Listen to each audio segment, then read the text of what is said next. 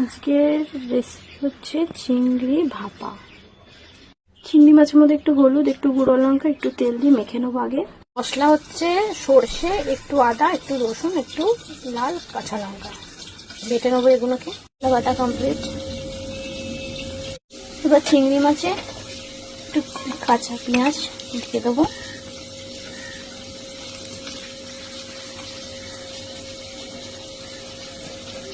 Tomato দিয়ে দেবো। কটা কাঁচা লঙ্কা চেরা দিয়ে দেবো। এবারে সর্ষে বাটাটা দিয়ে দেবো, দিয়ে ভালো করে মেখে নেবো। মাখা কমপ্লিট। এবার 5 মিনিট এটাকে চাপা দিয়ে রেখে দেবো। কোকোনাট পাউডার দিয়ে দেবো এর মধ্যে।